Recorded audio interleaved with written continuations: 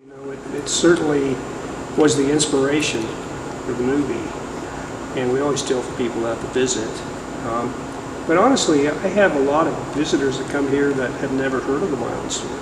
I mean, we have visitors from around the country and even foreign visitors. I can show you a list in our guest book of visitors from around the world that just love basketball and love the movie Hoosiers, and they've never heard of the Milan story. We try to educate them about that, but I guess my point is the movie itself has its own identity.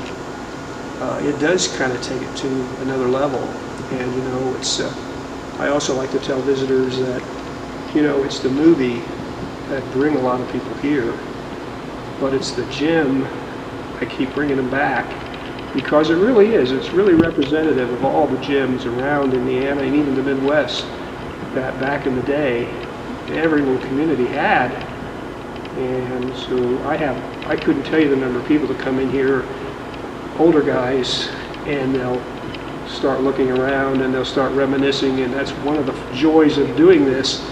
You hear stories about their basketball days and where they played, and they'll always almost say, you know, this gym reminds me of the gym in, fill in the blank, you know. So that's what I mean when I say it really is representative of basketball in Indiana.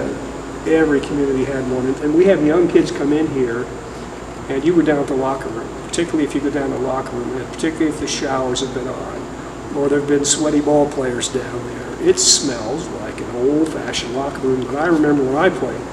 And some of the young kids will go down there and they'll kind of roll their eyes and hold their nose and say, you know, this is a locker room? Boy, it smells down here.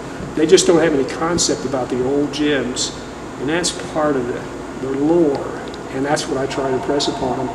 You know, this is where basketball, little gyms like this, that's where basketball got its roots.